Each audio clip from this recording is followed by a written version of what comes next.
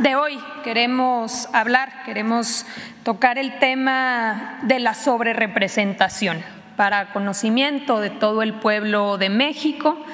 Este tema, como sabemos, en las últimas semanas ha empezado a surgir en los medios de comunicación, en diferentes foros. Sabemos que próximamente, en las próximas semanas, se va a definir cuál es la integración del Congreso de la Unión, de la Cámara de Diputados y de la Cámara de Senadores, y así inician varias voces y articulistas que hablan sobre la sobrerepresentación. Entonces vamos a hablar sobre este tema. Y la famosa cláusula de gobernabilidad. Adelante. Primero que nada, conocer que en 1996 hubo una reforma constitucional, se modificó la Carta Magna, la Constitución, y fue una reforma que hasta el día de hoy está vigente. El artículo 54 de nuestra Constitución regula cuál va a ser la distribución de los plurinominales y con esta distribución regula también lo que se ha llamado la sobrerepresentación. Y hay dos reglas muy importantes que establece nuestra Constitución que, como aquí podemos ver en el texto, dice: primera regla, ningún partido político podrá contar con más de 300 diputados, ya sea por la vía de mayoría o plurinominal. Cualquiera de las dos, ningún partido político puede tener más de 300 diputados. Es la primera regla que establece nuestra Constitución sobre la sobrerepresentación. Y la segunda regla que establece: en ningún caso un partido político podrá contar con un número de diputados por ambos principios, por mayoría o plurinominales, que representen un porcentaje del total de la Cámara que exceda en 8 puntos a su porcentaje de votación nacional. Es decir, que la votación total emitida por un partido más 8 puntos porcentuales va a ser el límite máximo que podrá tener el partido político respecto a la asignación de curules de diputados. Estas dos reglas que se introdujeron en la Constitución en el 96, hoy están vigentes en nuestra Constitución. Un par de meses después, igual en el 96, se reformó también el COFIPE, es decir, el Código Federal de Instituciones y Procedimientos Electorales. Y en aquel momento se introduce una regla específica que habla sobre las coaliciones, precisamente para poder distribuir a los diputados plurinominales. ¿Y qué dice ese artículo 59A del entonces COFIPE? Dice: a la coalición le serán asignados el número de senadores y diputados por el principio de representación proporcional que le correspondan, como si se tratara de un solo partido. Entonces, en el 96 se establecía esta regla específica que se decía: tratándose de coaliciones, se va a contemplar como si se tratara de un solo partido político. Este artículo, reformado en 2008, adelante, se eliminó por completo. En el 2008, el PAN, el PRI y el Verde Ecologista, por mayoría, eliminaron este párrafo cuarto del artículo 59A, que era la regla sobre las coaliciones. A partir de entonces, eliminándose esta regla específica, la asignación ha sido por partidos políticos y no así por coaliciones. Y lo podemos ver en todas las elecciones que siguieron después de 2008. Vamos a verlo. 2009, por ejemplo, hubo coalición PRI, Verde Ecologista, también PT y lo que era Convergencia, hoy Movimiento Ciudadano. ¿Cuál fue la distribución de los diputados plurinominales? Por partido, no por coalición, por partido, como dice la Constitución. En la elección de 2012 hubo coalición del PRI, del Verde, de Nueva Alianza, también del PRD, PT y Movimiento Ciudadano. ¿Y cómo se distribuyeron los diputados? Por partido. En 2015 hubo coalición del PRI, Verde Ecologista, del PRD y del PT. ¿Y cómo se distribuyeron los diputados? Por partido. En 2018, PRI, Verde y Nueva Alianza, Morena, ya como partido político con Encuentro Social y PT, PAN, PRD, Movimiento Ciudadano, y nuevamente, de acuerdo a la Constitución, la distribución fue por partido, no por coalición. Finalmente, en 2021, que fue la coalición de PRI, PAN, PRD, Morena, PT y Verde, nuevamente, de acuerdo a nuestra Constitución, la distribución fue por partido.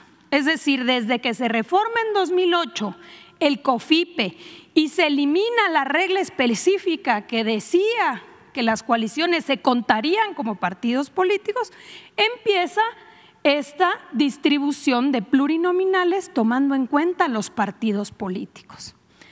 ¿Qué pasa en esta legislatura? Ahora, con la reciente elección, como podemos ver aquí y lo hemos presentado en anteriores ocasiones, estos son los diputados por mayoría que se han obtenido por parte de los partidos. En el caso de Morena, por ejemplo, 161 diputados por mayoría, distritos ganados. El cálculo de acuerdo a el criterio por partido político sería que obtendría 87 diputados por representación proporcional, es decir, plurinominales, dando un total de 248. Primera regla de la Constitución que regula la sobrerepresentación: no más de 300 diputados, 248. No son más de 248 diputados, es la primera regla. Y segunda regla que establece la Constitución es el total de la votación emitida más 8 puntos porcentuales, no puede exceder. ¿Cuál fue la votación emitida por Morena? 46.54%. Si le incluye uno los diputados plurinominales, te da una representación de 49.6%. No excede la segunda regla establecida por nuestra Constitución. Y así lo podemos ver en el caso del PT, 38 diputados por mayoría, 12 sería la asignación de representación proporcional, dando un total de 50. El PT obtuvo 5.8% de la votación, obtendría el 10% de representación en la Cámara. En el caso del Verde Ecologista, del PAN, del PRI, del PRD y de Movimiento Ciudadano, lo mismo. En ningún caso se transgreden estas dos reglas básicas de nuestra Constitución: que no excedan 300 y que no excedan la votación total más el 8%. Aquí está la distribución que hemos señalado.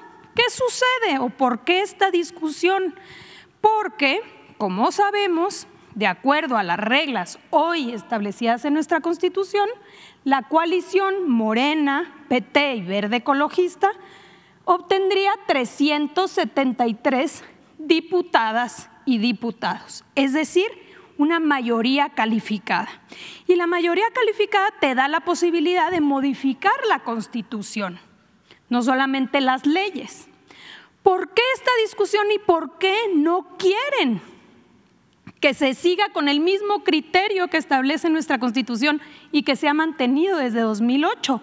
¿Por qué ahora dicen no, que no sea por partido, que sea por coalición?